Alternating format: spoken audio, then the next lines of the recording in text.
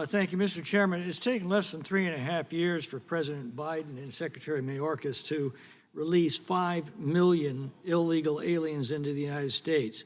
Now, when you combine that with nearly 2 million gotaways who've evaded apprehension entirely and who've escaped into the United States, the illegal alien population has grown by nearly 7 million. 7 million since Joe Biden was inaugurated in January of 2021. At the same time the borders collapsed, President Biden and Secretary Mayorkas have abandoned any semblance of interior immigration enforcement. In a September 2021 memo, Secretary Mayorkas made enforcement more difficult for ICE officers. In the Mayorkas memo, training materials obtained by the committee and published in a Judiciary Committee staff report just last month, DHS failed to answer seemingly clear-cut questions, such as whether an alien who served a 20-year drug-related prison sentence or an alien who discharged a firearm outside a police station should be priorities for apprehension and removal. Those are the training materials required for all of ICE's enforcement personnel nationwide. Instead of making clear that ICE officers should carry out their duties to remove criminal aliens from American streets, DHS instructs ICE officers to develop a, quote, full profile of a criminal alien before deciding whether to arrest someone who's in the country illegally. In the training examples, that includes determining whether an illegal alien has high blood pressure or is a caregiver. The Biden administration's immigration absurdity apparently knows no bounds. In an interview with the committee, a former top ICE official recently admitted that the Biden administration's policies have made immigration enforcement more dangerous for ICE officers, more difficult to carry out, and less efficient overall.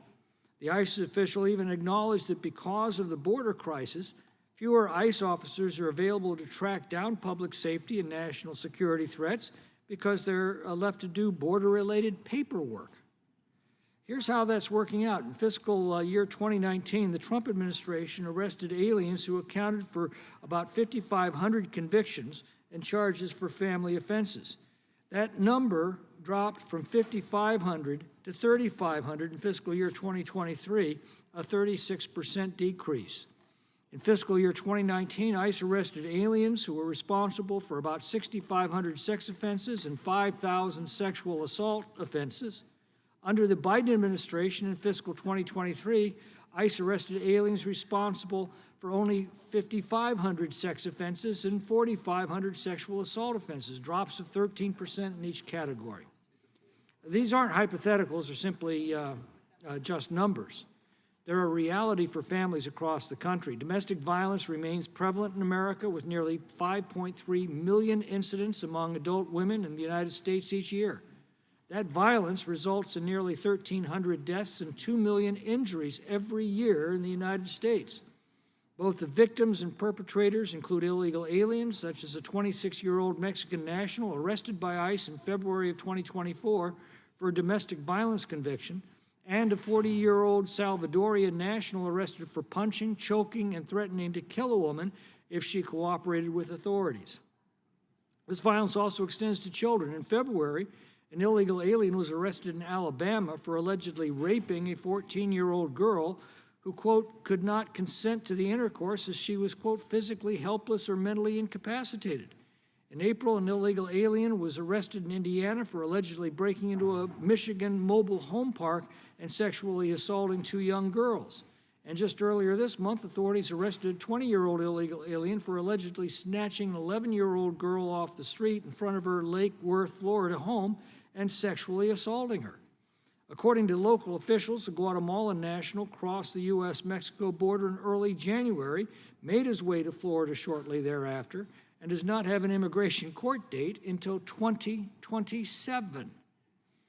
That's Joe Biden's immigration legacy. More unvetted aliens released into American communities, more criminal aliens on American streets, and more Americans endangered by radical, reckless policies. It seems the real war on women is perpetrated by the president's open border policies, which allow more sexual offenders, domestic violence offenders, and child abusers not only into the country, but also to remain in the country indefinitely, free from fear of deportation. American people can end this nightmare in a few months. If voters choose to fix this crisis in November, Republicans have proposed new laws that will allow the next president to secure the border and increase interior immigration enforcement beginning on day one. H.R. 7909 is just one of many of those bills. This measure, the Violence Against Women by Illegal Aliens Act, makes crystal clear that illegal aliens who commit sex offenses are inadmissible to and removable from the United States. The bill also fixes a discrepancy in current immigration law by creating a ground of inadmissibility for domestic violence to mirror the existing ground of removability for the same offenses. The bill also expands the current ground of inadmissibility for domestic violence by cross-referencing an existing statutory definition for sex offenses. Although many aliens can already be found inadmissible to and removable from the United States for certain sex offenses and domestic violence offenses, H.R. 7909 expands and clarifies the conduct for which an alien can be found removable from the country. The time is now to take seriously the danger of criminal aliens in the United States. Anything that makes it easier for adjudicators and officials to ensure a criminal alien's arrest and removal should receive overwhelming bipartisan support, particularly when it comes to sex offenses and domestic violence. I'd urge my colleagues to support the Violence Against Women by Illegal Aliens Act. It is simply common sense. I yield back the balance of my time.